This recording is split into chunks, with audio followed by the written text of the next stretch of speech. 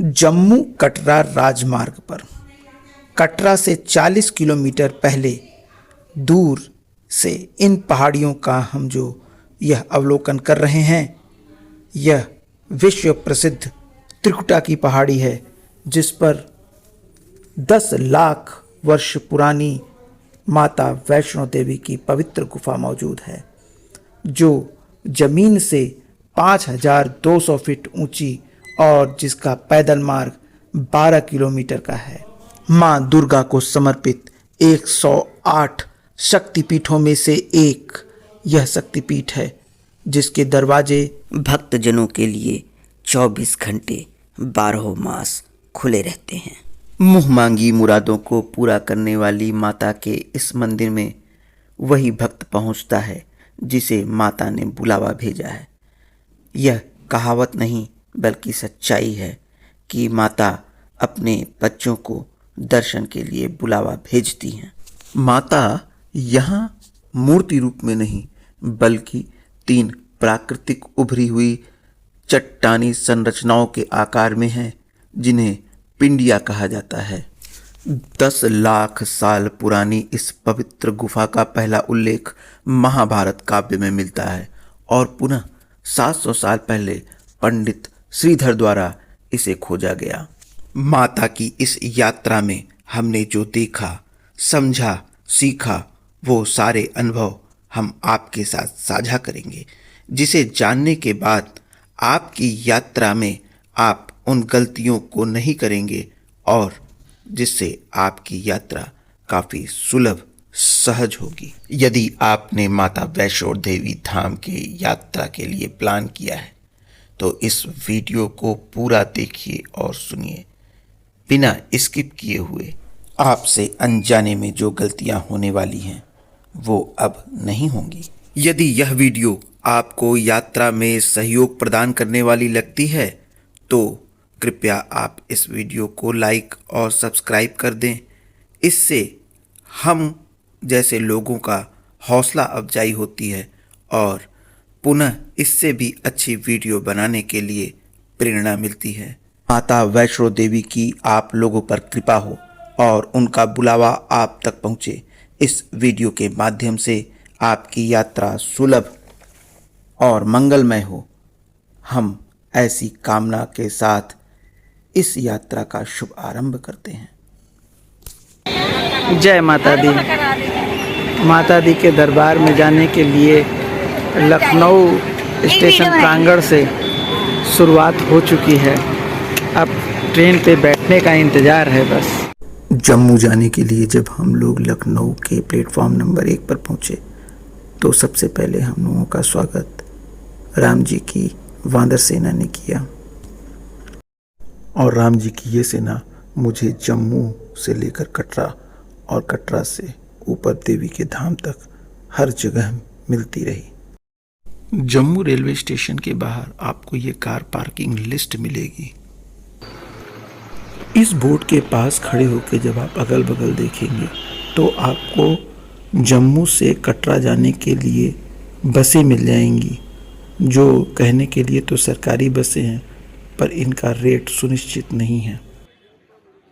Board के ठीक पीछे प्राइवेट कार पार्किंग का एरिया है और इसी के ठीक बगल में कार बुक करने के लिए कई लोगों की अपनी अपनी शॉप्स खुली हुई हैं, जहां से वो कटरा के लिए और अन्य जगहों के लिए आपको प्राइवेट कार की बुकिंग देते हैं और इसमें आप जितनी बार्गेनिंग कर लेंगे आप उतना फ़ायदे में रहेंगे। रेलवे स्टेशन के बगल के इस बस स्टेशन से जब आप कटरा के लिए बस पकड़ेंगे तो आपको एसी और नॉन एसी दोनों बसें मिलेंगी, पर इनके रेट सरकारी प्रेस्क्राइब रेट से अलग होंगे और महंगे होंगे। जम्मू रेलवे स्टेशन के बाहर ठीक बगल में आपको एक बड़ी मार्केट मिल जाती है, जहाँ पे आपको मेवे, कॉस्मेटिक, गेम के सामान, कपड़े, शूज़ और चाय नाश्ता के शॉप्स, ये सारी चीज़ें अवेलेबल हैं। और ठीक इसके सामने दूसरी तरफ आपको सुलभ शौचालय और छोटी छोटी खाने की कैंटीन्स, ये सारी चीज़ें दिख जाती हैं जहाँ पे आपको सस्ते और अच्छे भोजन मिल जाएंगे। इस बाज़ार में दुकानदार आपको अपने सामानों के जो भी दाम बताएंगे उसमें बार्गेनिंग की गुंजाइश बहुत होती है। यूँ मान के चलिए कि अगर किसी ने आपको 1200 रुपये का सामान बताया है तो आपको वो 400 रुपये तक वो सामान को दे सकता है, इतनी गुंजाइश होती है। हमने तो यहाँ पर ख़रीद कर और बार्गेनिंग करके देखा। अब इसका मतलब ये नहीं है कि आपको हर सामान पे इतनी ही छूट मिलेगी, किसी पे कम किसी पे ज़्यादा मिल सकती है। यहाँ पर लोकल सिम मिल जाएगा। यहाँ केवल ड्राई फ्रूट्स की दुकानें हैं।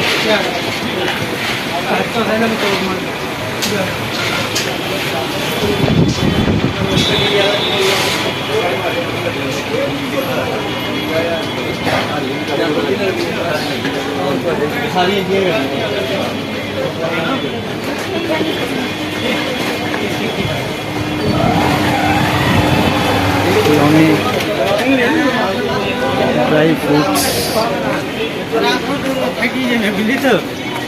बहुत बड़ी मार्केट।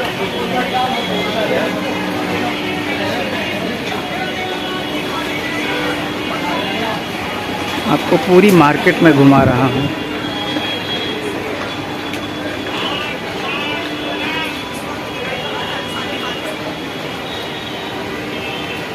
काफ़ी बड़ी मार्केट है, हर चीज़ मिल जाएगी यहाँ पर।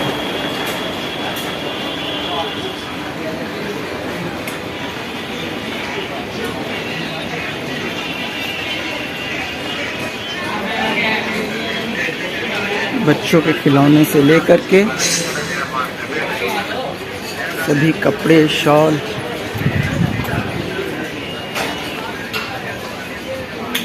क्यों भाई साहब ये शॉल कितने कितने की होंगी?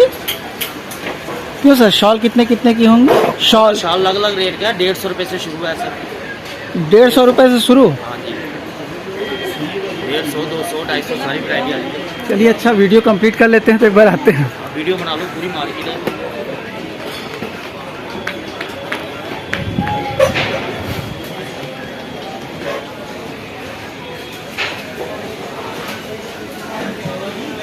गेम का सामान भी अवेलेबल है यहाँ पर।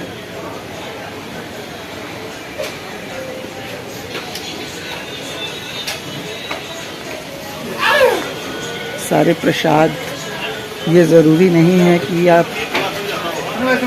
कटरा से ही प्रसाद खरीदें। बच्चे के लिए लेना है बैट तो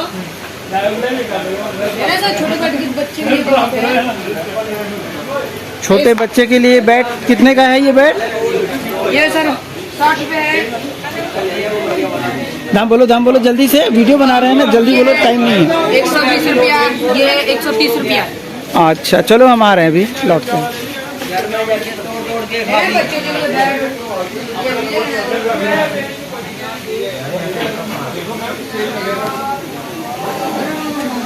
150 रुपये केजी से शुरू है। हाँ जी सर।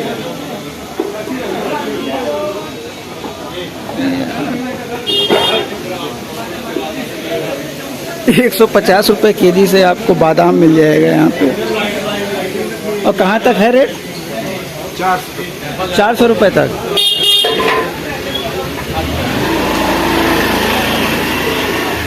और छीले वाले बादाम? छीले वाले बादाम 850, 900 रुपये केजी पर। कश्मीरी छीले वाले बादाम 850, 900 रुपये केजी तक मिल जाएंगे। अपनी मार्केट में अगर हम जाएंगे तो 1000-1200 तक मिलते हैं। शूज़,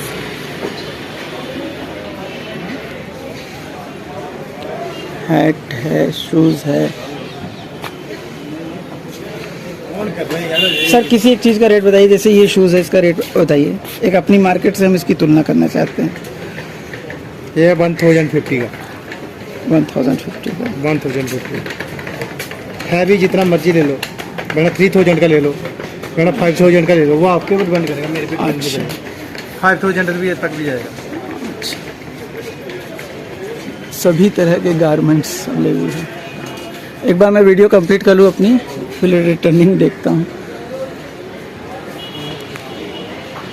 गॉगल्स,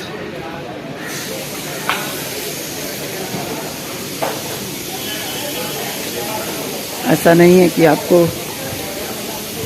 कोई चीज़ जो है नहीं अवेलेबल है, यहाँ पर हर चीज़ अवेलेबल है।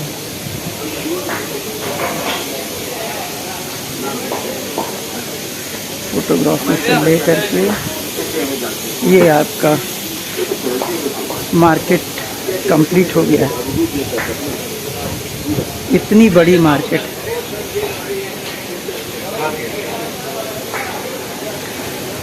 शाल, कुर्ती, ये जैसे कि लेडीज कुर्ती के कपड़े हैं, ये कितने के पड़ेंगे? कुर्ती के कपड़ा हमारे पास 450 से शुरू है, कॉटन का। एक कोई आप दिखाओ, थोड़ा मैं अपने वीडियो में लेना चाहती हूँ।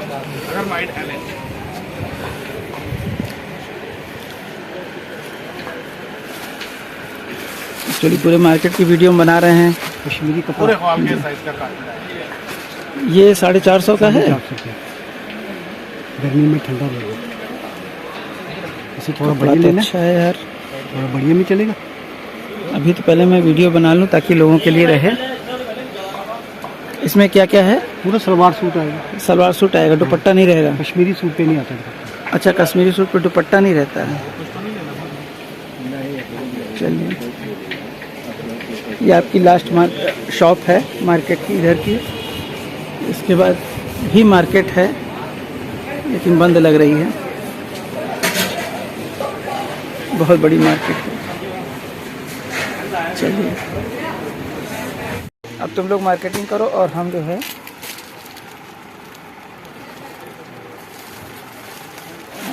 ये कौन सी साड़ी है भाई साहब? रेशम की। ये वाला कलर बताइए, ऊपर का, ऊपर सबसे ऊपर जो अभी आपने उठाया था, सबसे ऊपर वाला भैया, ये वाला सबसे ऊपर। हाँ, ये कलर सेम अलग था है, इसलिए नहीं दिखा। कलर अलग है ना। कॉम्बिनेशन तो अलग अलग आएंगे, ये भी कॉम्बिनेशन अलग है। तो इस साड़ी की खूबियाँ क्या है भाई साहब? क्या चीज़? इस साड़ी की खूबियाँ क्या है? सर यहाँ पे साड़ी बनती है 1%, ये ज्यादा खूबी नहीं होती, रेशम की साड़ी है बस। लाइट, रेशम की एक साड़ी वेटलेस है, वजन में लाइट है बिल्कुल, इसका ये मजा, हाँ, ये- वजन में एकदम लाइट। ये एक साड़ी का वजन कितना होगा? हमारे पास ये लिखा हुआ है इसके ऊपर, हमारे पास एजुकेशन डिपार्टमेंट से आती है ना लेडीज, वो बड़ा पसंद करती है, अच्छा। इजी टू कैरी है, मतलब पहनने में आसान। मात्र 40 ग्राम की सिल्क साड़ी है। इसकी प्राइस कितनी बताई आपने? 690। 690। अगर ब्लैक कलर पसंद करते हैं, ब्लैक कलर ले लीजिए। दीदी ये वाला देखो, दीदी ए दी, नहीं, हमारे दर्शकों के लिए आप क्या कोट करेंगे इस साड़ी का कीमत? क्या चीज? जो हमारी वीडियो देखेंगे यूट्यूब पे, उनके लिए इस साड़ी की कीमत क्या कोट आपके करेंगे? वीडियो जो देख के आएगा उसको 10% और लेस कर 10% आप लेस कर देंगे, यानी पड़ेगी 630। 680 की, 630 की। और कैसे वो आपसे मंगवा सकते हैं? आप हमें अपना एड्रेस सेंड करिए, वीडियो कॉल करके आपका कोई चूज करिए। कार्ड है? हाँ, मेरा एड्रेस आपको दे देता हूँ मैं। चलिए, कार्ड हम इस पे डाल देंगे आपका। ओके, शॉप का नाम हम दिखा देते हैं। हाँ दिखाइए शॉप का नाम।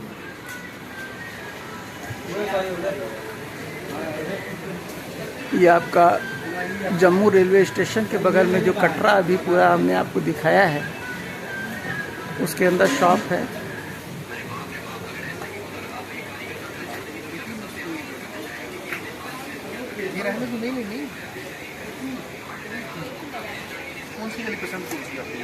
चिपकता नाखून, इसके साथ नहीं चिपकता। आप रेट सही लगाइए। आप ऐसा करिए ना, आप मुझे गुस्से की नजरों से मत देखिए। दूसरा नंबर, इस साड़ी के पैसे अभी मत देके जाइए, ठीक है? जब ये साड़ी अच्छी निकलेगी मुझे वहां से फोन करेगी, भैया आपकी बात वाकई सही निकली है, चीज पसंद आई है, तो मैं आपको पेमेंट कर, फ्री ऑफ कॉस्ट है, पोस्टल और इंश्योरेंस फ्री है। मतलब यहाँ से चाहे जितना पार्सल चला जाए उसकी डिलीवरी फ्री रहेगी। हाँ, कोई चार्जेस नहीं है। तो हिंदुस्तान के हर लोग इसे मंगवा सकते हैं यहाँ से। मंगवाते हैं, मंगवा क्या सकते हैं, मंगवाते हैं लोग। जानकारी नहीं रहती लोगों को ना। जानकारी तो मुझे तो फोन आते ही, जम्मू में बैठे हुए तमिलनाडु तक से फ़ोन आता है। आए हैं वो लोग, उन लोग को जानकारी नहीं, मेरा इंस्टा पे पेज भी है, लोग उसको ही फॉलो करके आते कहते हैं जम्मू में ऊनी चीजें सस्ती मिलती हैं, इसलिए वुलेंस। हैं। मुझे बताइए 2025 चल रही है, कितना सस्ता आप पहन लेंगे अपने लिए सामान? 50 रुपए का तो चीज़ पहनेंगे नहीं। ग्लोबल मार्केट हो गया है ना, रेट लगभग सब जगह आज ऑलमोस्ट एक जगह है। अब मैं चला गया लखनऊ, आपके लखनऊ चला गया आपके वहाँ पे मैं जम्मू रेलवे स्टेशन के बगल से हम लोगों ने कटरा के लिए बस कर ली है, लेकिन इस बस का किराया 150 रुपये पर व्यक्ति है, जिसका कोई भी रिटर्न टिकट नहीं दिया गया है। इसका मतलब कहीं ना कहीं झोल है, और ये बस भी साधारण बस से कन्वर्टेड इनटू एसी बनाया गया है। जम्मू से कटरा जाते समय ये पहली बड़ी नदी पड़ती है, और लगभग इस समय ये सूख सी गई है, काफ़ी कम पानी है इस नदी में। जम्मू रेलवे स्टेशन से लेकर कटरा तक की यात्रा में हर जगह आपको निर्माण कार्य बहुत तेज़ी से होता हुआ दिखेगा। जम्मू रेलवे स्टेशन को भी नवनिर्मित किया जा रहा है, उसमें जो भी सुंदरीकरण के कार्य हैं वो किए जा रहे हैं, और जम्मू से कटरा तक का जो राजमार्ग है उसको भी उसका चौड़ीकरण और उसका डेकोरेशन, ये सारे कार्य किए जा रहे हैं। लेकिन आप जब देखेंगे तो पूरे पहाड़ को काट कर रोड बनाई जा रही है, और देखने में काफ़ी डरावना भी लगता है कि ये पहाड़ जो बलुआ पत्थर जैसे हैं। यहाँ की लगभग सभी पर्वत श्रृंखलाएँ छोटे बड़े गोल पत्थरों और बालू और मिट्टी से बनी हुई हैं, इसीलिए इनके भसकने के खतरे हमेशा रहते हैं। माता वैष्णो देवी धाम तक यात्रा के लिए आपको यात्रा कार्ड बनवाना अति आवश्यक है। बिना इस यात्रा कार्ड के आपको यात्रा की अनुमति नहीं मिलेगी। ये यात्रा कार्ड फ्री ऑफ कास्ट बनता है, और कटरा में इसके कई सेंटर हैं। हमने इस काउंटर नंबर 2 से अपना यात्रा कार्ड बनवाया। इसके लिए आधार कार्ड अति आवश्यक है। आप जब भी जाएं तो अपना आधार कार्ड, अपने बच्चों का आधार कार्ड अवश्य ले जाएं, अन्यथा आपको काफ़ी समस्याएं आएंगी यात्रा करने के लिए। यात्रा कार्ड बनने के 6 घंटे के अंदर आपको माता वैष्णो देवी धाम जाने के लिए बाढ़ गंगा पर स्थित चेकिंग पॉइंट्स को क्रॉस कर लेना होगा, अन्यथा आपका यह कार्ड निरस्त हो जाएगा। यदि आप ओरिजिनल आधार कार्ड ले जाना भूल गए हैं तो आधार कार्ड की फ़ोटोकॉपी से भी काम चल जाता है। यात्रा करने के लिए समय का कोई प्रतिबंध नहीं है। आप किसी भी समय अपनी सुविधा अनुसार यात्रा कर सकते हैं। यहाँ से हमें माँ वैष्णो देवी की रात की सीन दिख रही है, जो देखने में अति मनमोहक है। ऊपर एकदम माँ वैष्णो देवी का मंदिर है। यात्रा कार्ड बनवाने के तुरंत बाद हम लोग एक रेस्टोरेंट में गए। वहाँ हम लोगों को साधारण खाने की थाली 100 रुपये प्रति दी गई, जिसमें 4 रोटी, हाफ प्लेट चावल, 2 सब्जी, दाल और सलाद था। ऊपर ले रहे हैं, वो आ ही नहीं रहा जो बंधा हुआ है। उसी का ले रहे हैं कि क्या है। मानी जाती है यहाँ मन्नत मानी जाती है। अभी लोग अपनी मन्नत मानेंगे ना। भोजन करने के तुरंत बाद हम लोगों ने अपनी यात्रा प्रारंभ कर दी और बाण गंगा की तरफ निकल गए। बस स्टेशन से बाण गंगा की दूरी 2 किलोमीटर से ज़्यादा नहीं होगी, लेकिन ऑटो वाले इतनी ही दूरी का 300 रुपये तक ले लेते हैं। अगर आप चाहें तो आराम से बस स्टेशन से बाण गंगा पैदल आ सकते हैं और मार्ग में माँ वैष्णो देवी धाम का ये दिव्य दर्शन चाहे रात में या दिन में दोनों ही समय कर सकते हैं। मार्ग में आपको ये मंदिर मिलेगा जिसमें ये सुरसा के मुख में भगवान विराजमान हैं। माँ वैष्णो देवी धाम तक जाने के लिए आपको 12 किलोमीटर तक पर्वत मार्ग पर चढ़ना होगा।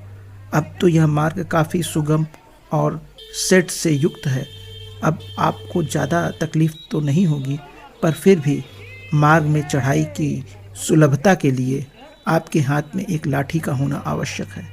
आपके हाथ में जो लाठी होगी वो आपको उस समय सहायता देगी जब आप इस ऊंचे पर्वत पर चढ़ते समय थकान महसूस करेंगे।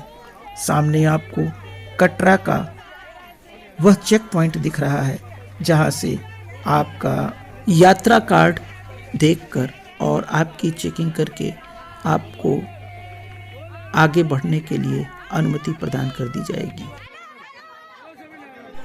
भीड़ को कंट्रोल करने के लिए यहाँ पर जम्मू एंड कश्मीर पुलिस तैनात रहती है, जो आपको एक तरफ साइड से जाने की अनुमति देती है।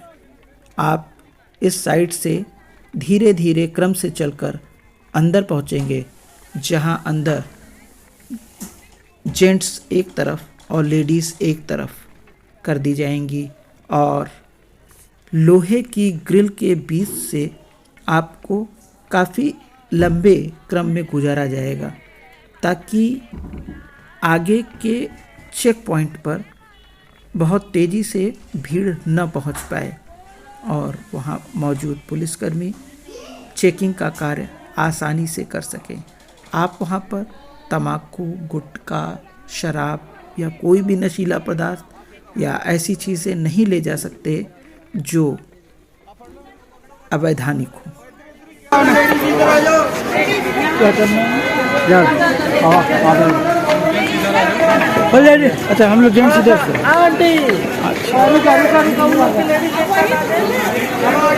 जेंट्स एक तरफ है, लेडीज एक तरफ है।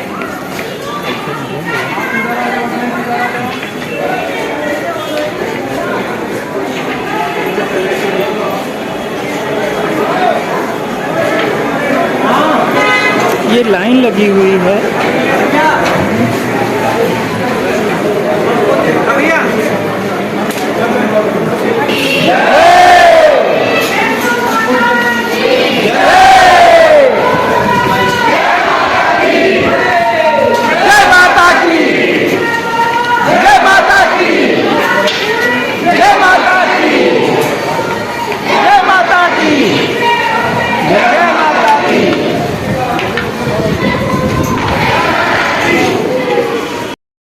चेक पॉइंट के बाद आपको इस तरह का मार्ग दिखेगा जो टीन सेट से ढका है और बच्चों के लिए इस तरह की गाड़ियां मिल जाएंगी जो ऊपर तक आपको बच्चों को लेकर जाने में मदद करेंगी। इसका किराया आप बार्गेनिंग करके तय कर सकते हैं।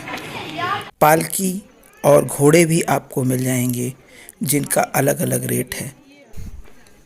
एक व्यक्ति का ऊपर माँ के दरबार तक पहुँचने का घोड़े का किराया 1200 रुपये और फिर माँ के दरबार से भैरवनाथ मंदिर तक सबसे ऊपर की चोटी तक पहुँचने का किराया 400 रुपये। कुल 1600 रुपये आपका घोड़े का खर्च है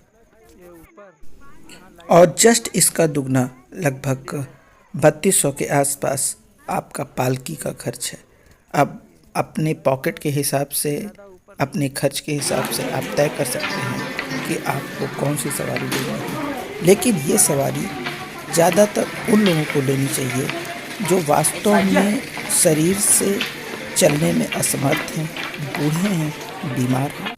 अगर हम चल सकते हैं तो माता के दरबार तक उनका दर्शन करने के लिए पैदल चलने पे जो श्रद्धा और विश्वास मन में आता है वो पालकी और घोड़े से जाने में नहीं आएगा।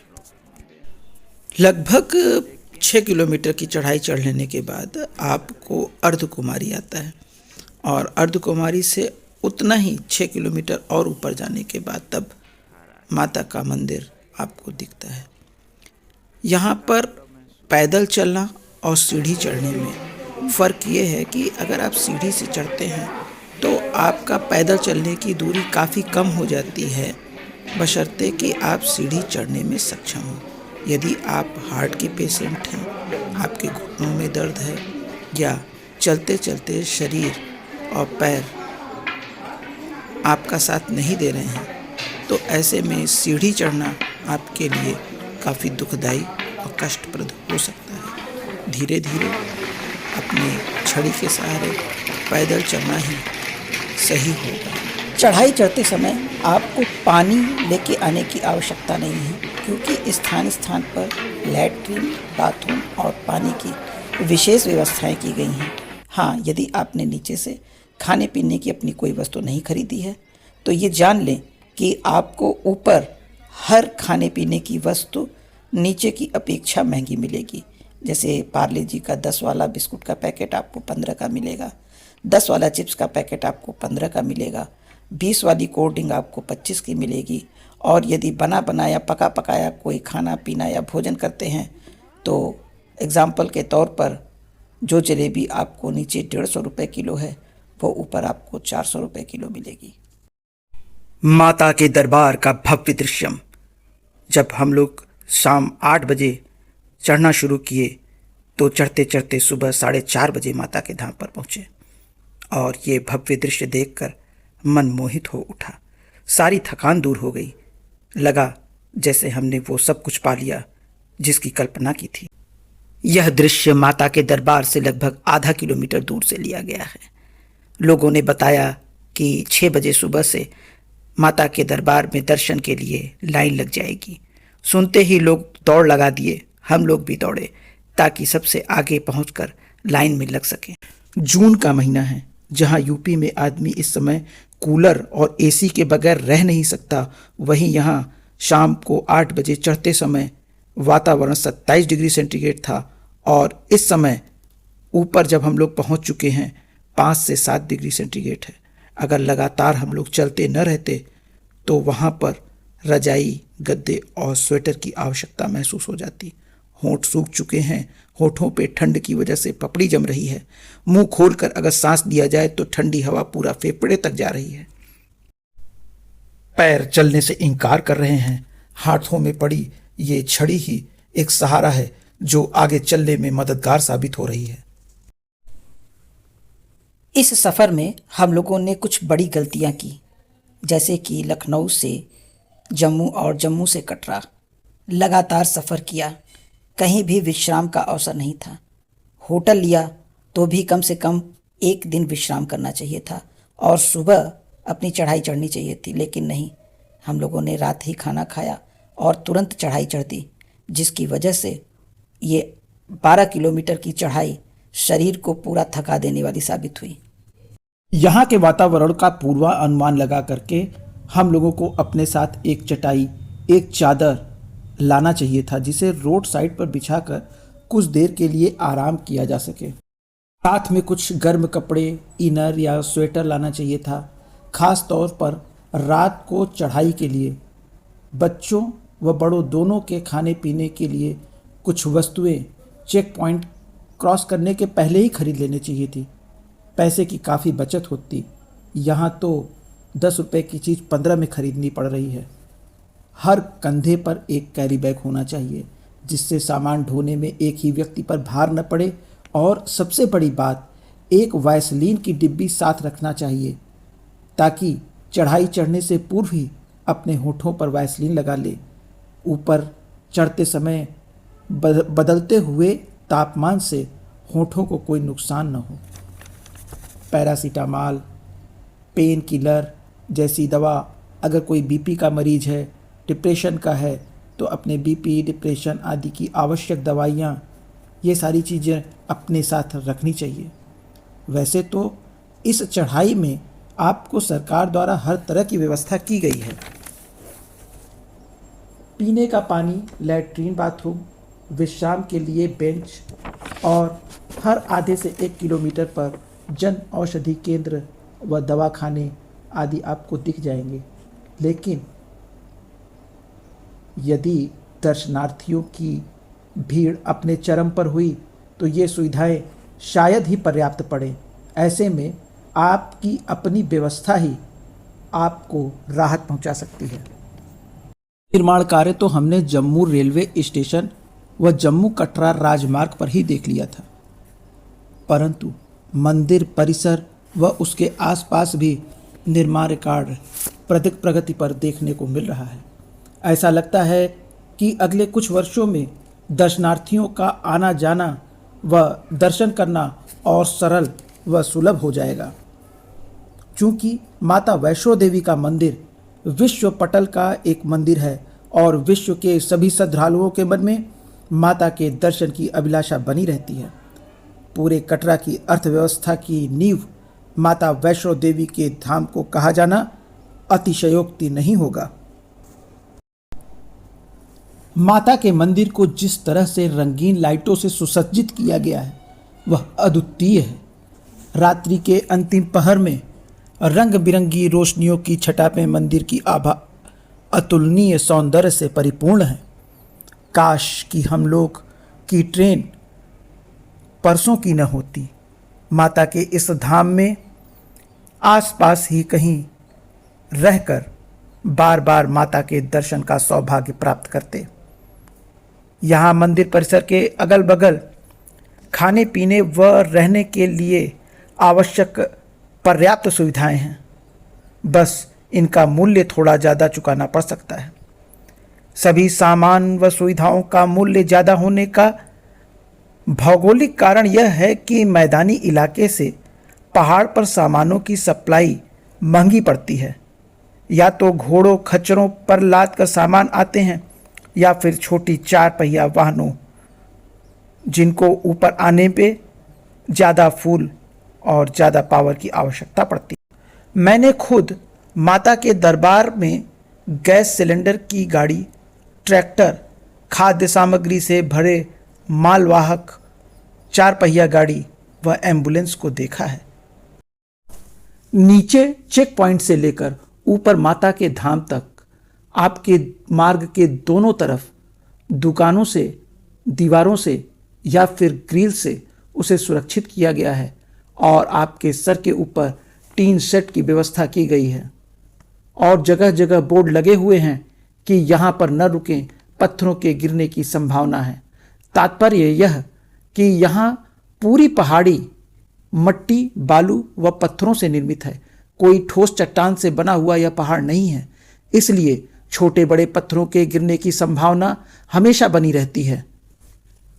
इन जालीदार ग्रिल व टीन सेट से आप प्रथम दृष्टया छोटे छोटे गिरने वाले पत्थरों से बच सकते हैं, लेकिन फिर भी मेरी सोच यह है कि किनारों पर लगी हुई इन ग्रिल से दूरी बनाकर रखी जाए, उन पर अतिरिक्त भार दबाव न दिया जाए और लगातार चलते हुए अपने गंतव्य स्थान पर पहुंचा जाए।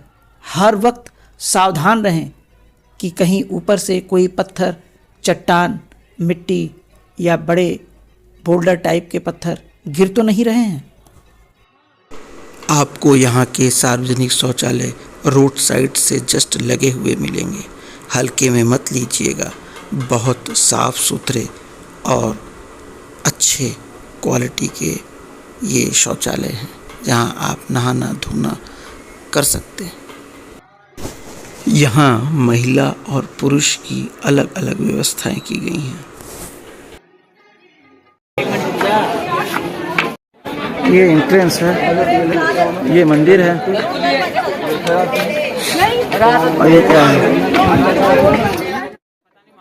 मौसा जी कहाँ होंगे बुआ लोग? चलो देखते हैं ये लोग कहाँ निकल गए इस भीड़ में। आओ बेटा। अब हम लोग बिछड़ गए हैं फैमिली से अपने।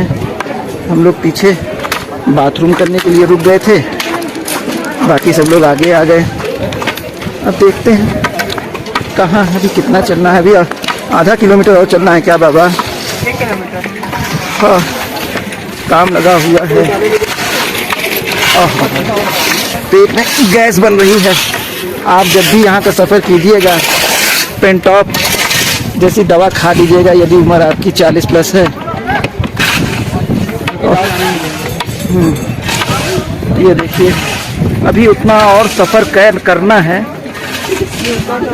घूमना है उधर से, तब जा कर के मंदिर पे पहुंचेगा आदमी। मजाक नहीं है अभी। ये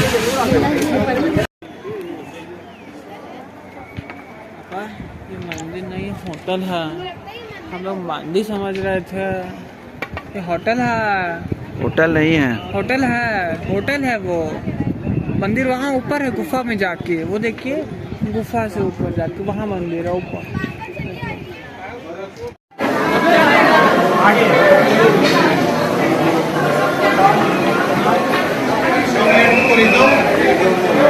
भगवान, आ गए माता रानी के दरबार में। बस 10 कदम पे रह गया है मंदिर। भीड़ बढ़ रही है और सुबह के लगभग 6 बज रहे हैं और ये जो ग्रिल के पीछे आप लाइन देख रहे हैं, ये माता रानी के दरबार में दर्शन के लिए भीड़ लगी हुई है। लोग जल्दी से जल्दी लाइन में लग जाना चाहते हैं ताकि उनको जल्दी से प्रवेश मिल सके और वो अतिशीघ्र माँ का दर्शन कर सकें। जब इन लोगों का प्रवेश प्रारंभ होगा तो सामने अंदर की तरफ बैठे सुरक्षाकर्मी इन लोगों का पूरी तरह से जांच करेंगे कि किसी के पास कोई अस्त्र शस्त्र, मोबाइल, कैमरा या कोई नशा की वस्तु, ऐसा कोई चीज़ तो नहीं है। अगर किसी के पास मोबाइल, कैमरा, इस तरह की कोई वस्तु मिल जाती है तो उसे तुरंत लाइन से बाहर कर दिया जाएगा।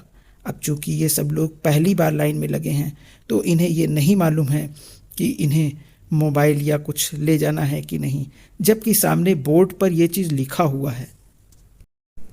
सूर्योदय के समय मंदिर की अनुपम आभा का दृश्य है। अभी सूर्य की प्रथम किरणों ने मंदिर का चरण स्पर्श नहीं किया है। शूज़ के लिए यहाँ पर रैक बना रहता है। आप इन रैक पर अपना नंबर ध्यान से देख लीजिए कि रैक का नंबर 10 है, 11 है, 12, रैक नंबर याद करके अपना शूज़ रख दीजिए। भगवान भरोसे ही आप अपना सामान रखेंगे क्योंकि कोई इसकी रखवाली करने वाला नहीं है। आप सामान रख के अपना दर्शन करने जाइए। मेरा सामान तो मुझे सही सलामत मिल गया और ऐसे सभी का मिल जाता होगा। एक्सपीरियंस किसी का बुरा नहीं होना चाहिए क्योंकि माँ के दरबार में जो भी आता है श्रद्धा के साथ आता है, तो एक अच्छा एक्सपीरियंस भी लेकर के जाए तो अच्छी बात है। फिर भी आपके सामान की सुरक्षा की जिम्मेदारी आपकी ही है।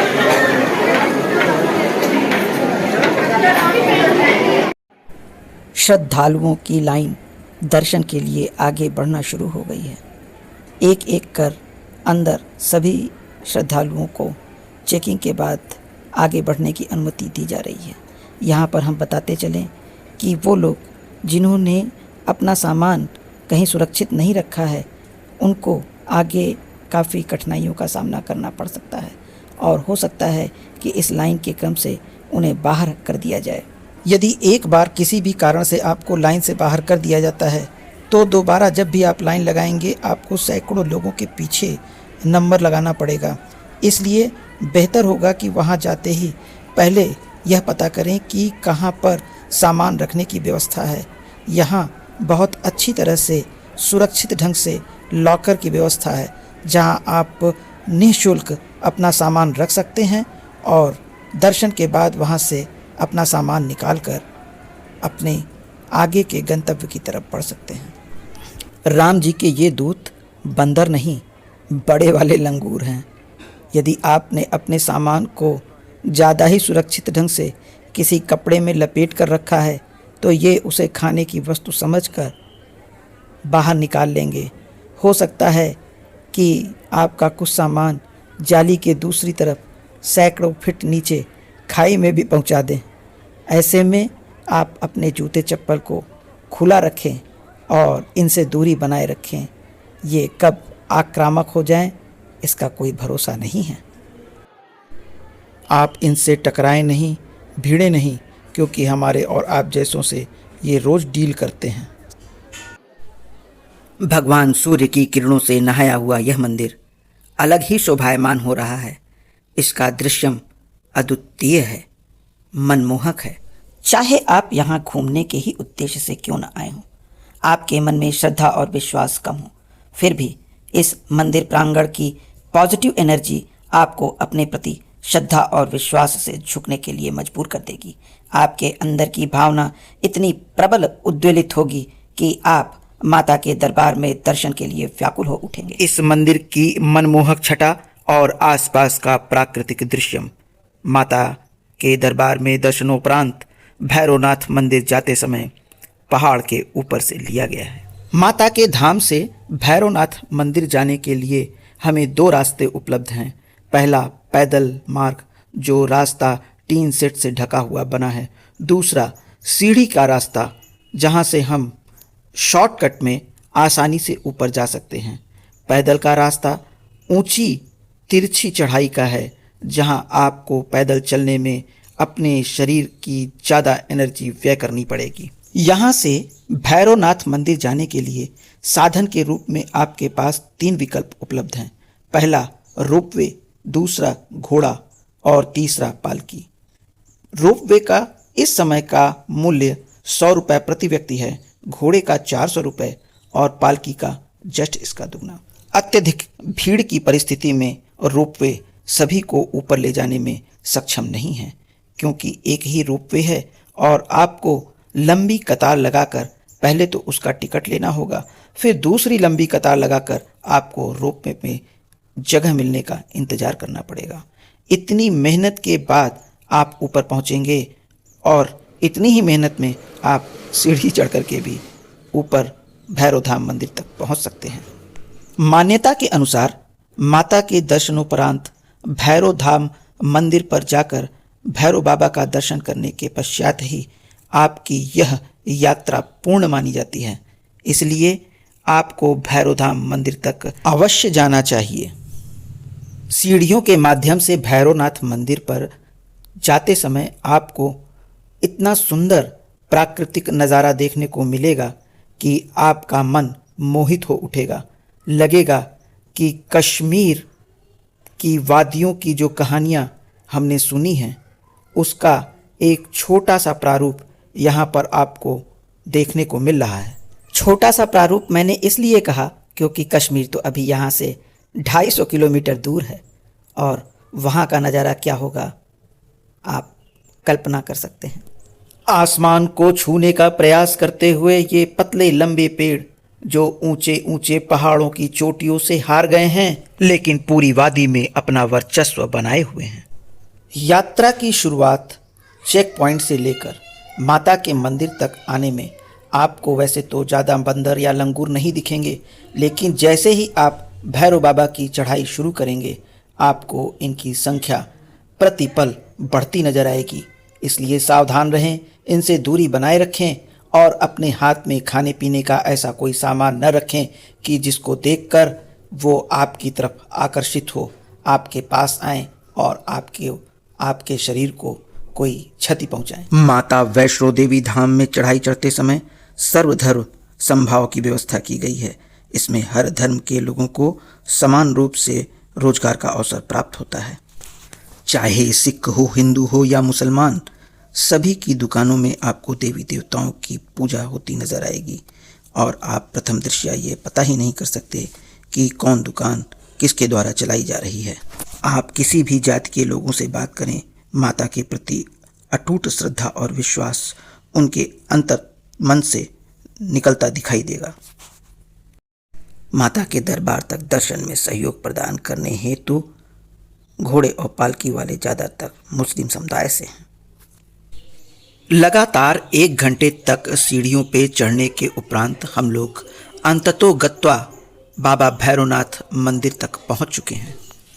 अपने जूते चप्पल उतारकर हाथ मुंह धोकर हम लोग भी दर्शनार्थियों की लाइन में लग गए ताकि जल्द से जल्द बाबा के दर्शन कर सकें। ज़्यादा समय नहीं लगा, मुश्किल से 15 से 20 मिनट में बाबा के दर्शन हो गए।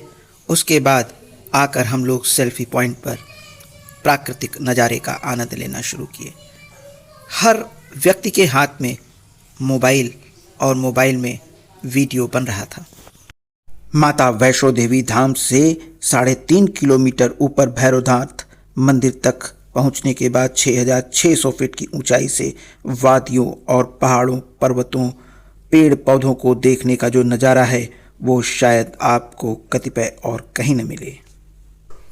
जिस पहाड़ी की चोटी पर बाबा का मंदिर है उसके अगल बगल उससे भी ऊंचे पहाड़ों की चोटियां दिख रही हैं जो मंदिर को एक अलग ही शोभा प्रदान करती हैं। पहाड़ों का ये नज़ारा जून के प्रथम सप्ताह का है। अब सोचिए कि जब धूप अपने चरम पर है और बादलों में इतनी जगह है कि वो सूर्य की रोशनी को रोकने के लिए पर्याप्त नहीं है, तो इतना सुंदर नज़ारा है। अगर यही जनवरी और दिसंबर का महीना होता तो कोहरे में उमड़ते घुमड़ते बादलों के बीच बर्फ़ की हल्की हल्की छटा के साथ इन पहाड़ों की, इन वादियों की खूबसूरती कितनी मनमोहक होती। माता के मंदिर से भैरव बाबा के मंदिर तक आते समय सीढ़ियों पर जो एक खतरनाक बात हमने महसूस की वो ये कि अगर सीढ़ियों पर एक ही जगह कई व्यक्ति इकट्ठा हो जाते थे तो उस सीढ़ियों पर एक बबलिंग, हिलने की, भार की वजह से हिलने की फीलिंग आती थी और ये लगता था कि कहीं यह गिर न पड़े। अगर ऐसा काश कभी हो गया तो व्यक्ति सैकड़ों फीट खाई में नीचे जा गिरेगा।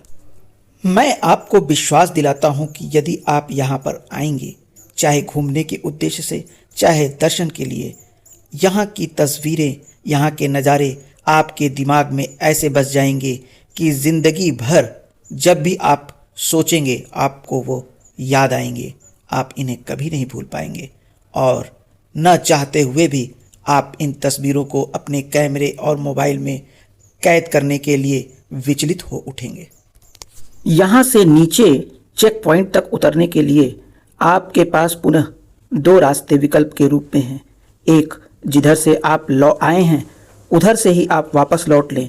दूसरा, दूसरी तरफ का रास्ता जो लोगों के अनुसार छोटा है और उसकी ढलान थोड़ी ज़्यादा खड़ी है, उतरने में सहायक होती है। पर ये जान लें कि पहले मार्ग पे जिधर से आप आए थे आपको हर कदम पर खाने पीने की वस्तुएं, लैट्रीन बाथरूम की सुविधा और बाकी अन्य सुविधाएं भी उपलब्ध हैं। मगर इस रास्ते पर आपको काफ़ी दूर दूर पर छोटी छोटी एक आध दुकानें और पिछले मार्ग की अपेक्षा लंबी दूरियों पर लैट्रीन बाथरूम की सुविधा मिलेगी और ठंडे पानी को भरने के लिए जल की सुविधा भी आपको दूरियों पे मिलेगी। यदि आप पीछे वाले रास्ते से नीचे उतरने का निर्णय लेते हैं तो कृपया अकेले न चलें, क्योंकि पीछे आपको एक दो नहीं बल्कि बंदरों की पूरी फौज मिलेगी और ऐसे में यदि आप अकेले पड़ जाते हैं और आपके हाथ में कुछ भी खाने पीने की वस्तुएं होती हैं तो आप उन्हें कुछ भी करने से रोक नहीं पाएंगे। पीछे की तरफ से उतरने पर आपको सीढ़ियों से उतरने का ऑप्शन बहुत कम मिलेगा। लगातार आपको ढलान पर चलकर ही उतरना होगा।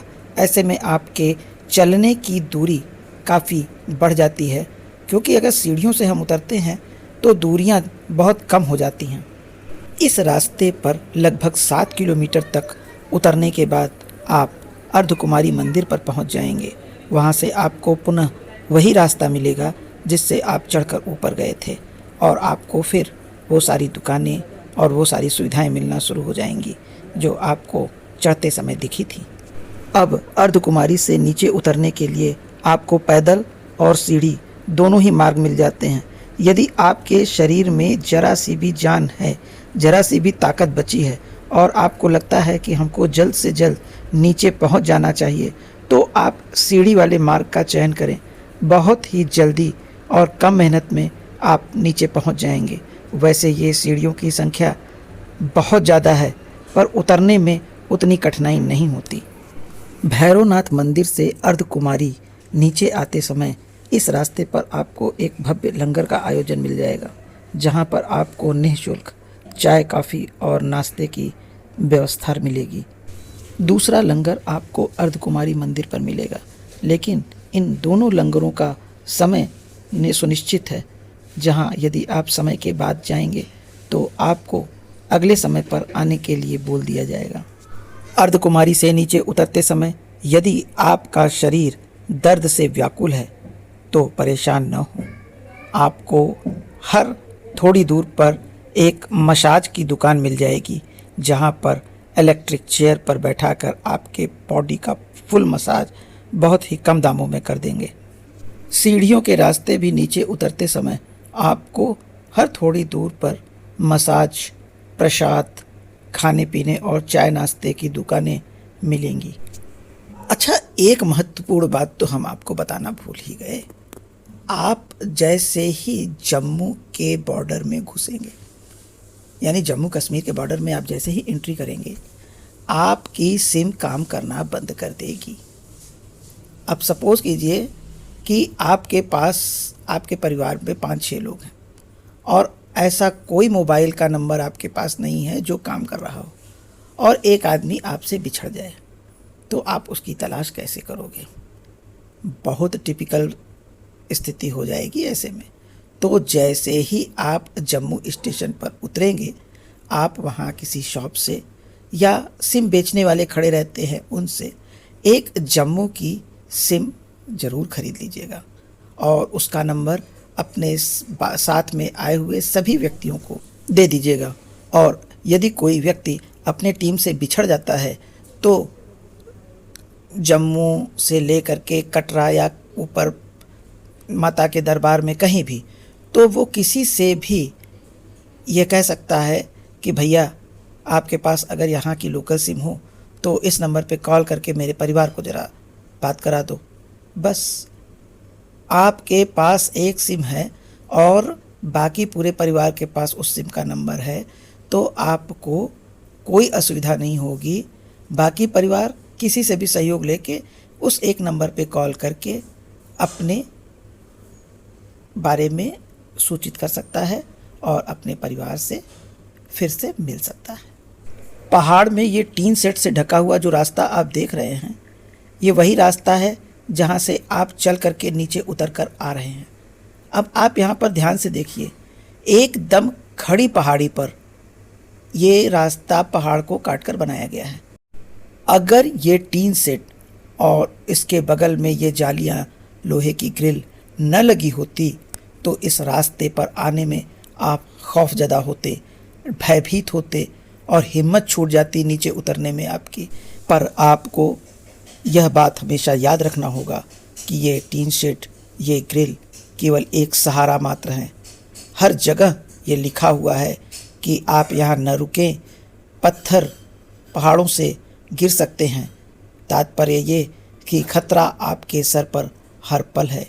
ग्रिल को आप अपने हाथों से दबाकर या उस पर बोझ डालकर या उससे टेक लगाकर न खड़े हों, क्योंकि वो ग्रिल कितनी मजबूत है और कितनी सुरक्षित, इसका अनुमान आपको नहीं है। मेरे ख्याल से बारिश के दिनों में इन रास्तों पे आना कदापि उचित नहीं होगा, क्योंकि कब और कहां से पानी के दबाव में कौन सा पत्थर और कौन सा पहाड़ भसक कर नीचे आ जाए, किसी को कोई अनुमान नहीं होता। दर्शन के लिए जब हम चढ़ाई चढ़ रहे थे तो नए उम्र के लोगों को जब घोड़े और पालकियों से जाते देखे तो लगा देखो पैसे की गर्मी है, माँ के दरबार में दर्शन करने को आए हैं और पैदल भी नहीं चल सकते। हम अपने को ज़्यादा अच्छा और उन्हें ख़राब समझ रहे थे, पर अब दर्शन करने के बाद जब उतर रहे हैं तो वही घोड़ा और पालकी देखकर इतनी लालच आ रही है कि अगर कोई कहता कि बेटा फ्री में आओ, हम तुमको नीचे पहुंचा देते हैं घोड़े पे या पालकी पे, तो शायद हमें वो आदमी भगवान का ही रूप लगेगा। मैं तो सीढ़ियों से उतर रहा हूँ, पर ये सीढ़ियाँ हैं कि सुरसा का मुंह ख़त्म होने का नाम ही नहीं ले रही हैं। जितना नीचे उतरो उतनी ही और ज़्यादा सीढ़ी दिखाई पड़ती है। भगवान कब पहुँचेंगे नीचे और कब पैरों को आराम मिलेगा, ये समझ में ही नहीं आ रहा है। वैसे तो यहाँ हेलीकॉप्टर और रोपवे दोनों की सुविधा की व्यवस्था की गई है, पर हेलीकॉप्टर उड़ते हुए नज़र आ रहे, रोपवे चलता हुआ नहीं नज़र आ रहा है। अगर रोपवे चालू हो जाए तो ऐसी बहुत सी पब्लिक है जो चढ़ने में असक्षम है या जिसके पास दर्शन करने के लिए समय कम है, वो डायरेक्ट नीचे से रोपवे से ऊपर माता के दर्शन करे। उसके बाद माता के दर्शन करने के पश्चात सीधे भैरव बाबा के दर्शन करके रोपवे से ही वापस आ जाए। नीचे चेक पॉइंट से ऊपर वैष्णो देवी धाम तक रोपवे के चालू न हो पाने के पीछे पैदल मार्ग पर जो दुकानें पड़ती हैं, उनके व्यवसाय, उनके बिजनेस में होने वाली कमी कारण हो सकती है।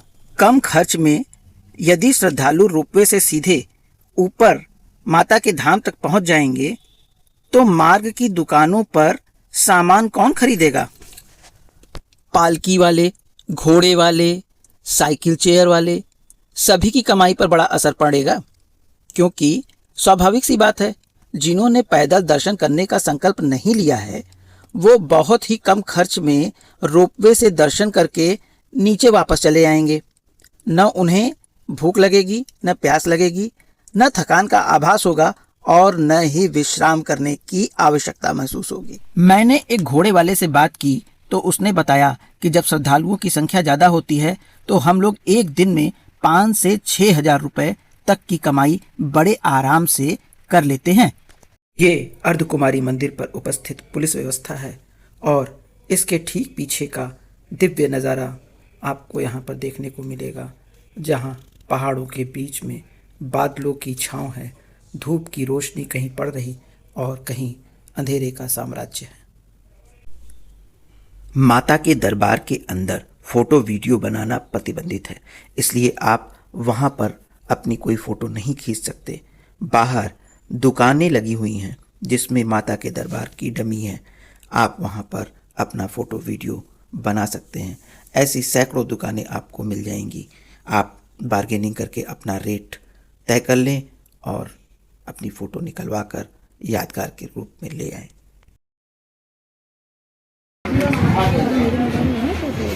हाथ हटाओ बेटा, परी हाथ हटाओ बेटा।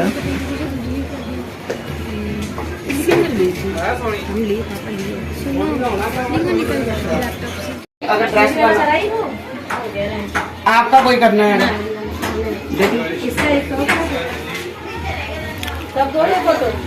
बस अभी थोड़ी देर में ठीक है, हम लोग टहल लेंगे ना। कहाँ पे बैठ के पहनूं? साइज कितना बड़ा करना? नहीं करना मीडियम, कोई बड़ा करना ग्रुप वाला बड़ा कर लो। ये आपको 200 का लग जाएगा, ऐसे 250 देते हैं, 200 का लगा देंगे। 2 ही फोटो हैं आपके, कम ही करके लगा रहा हूँ भैया। ये लैब की फोटो, इनके ज्यादा फोटो है ही नहीं बहन, इसलिए बोल रहा हूँ। दीदी साइज बताओ, साइज यही वाली ग्रुपिंग वाला एक बड़ा कर लो करना है। ये भैया हमको यही साइज जैसे ये ग्रुपिंग फोटो है, मैं मालूम है, हमको यही साइज ये 150 लग जाएगा लास्ट आपको। ऐसे 250 लेते हैं, 150 का ये वाला 100 रुपए में उसमें और इसमें दो ही फोटो आपके 300 का पड़ेगा अगर बड़ा साइज करोगे। दोनों बड़ा करोगे? हाँ जी, हाँ जी। होलसेल रेट लगा रहा हूँ सुबह सुबह, इसे ज़्यादा नहीं लगा रहा हूँ।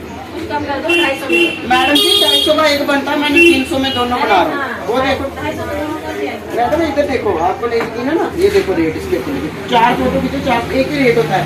वो आप बगल में रुके इसलिए होलसेल रेट लगा रहा हूँ। मैडम जी 250 में एक बनाते हैं आपको नहीं, उसमें भी 200 का दे दो आप।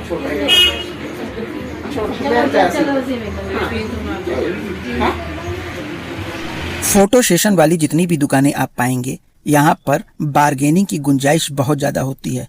कुछ दुकानदार तो इस हद तक बात करते हैं कि आपकी फ़ोटो खींचते समय वो कई गुना फ़ोटो क्लिक कर लेंगे और फिर उसके बाद कहेंगे कि ये सारी फ़ोटो आपको बनवानी पड़ेगी।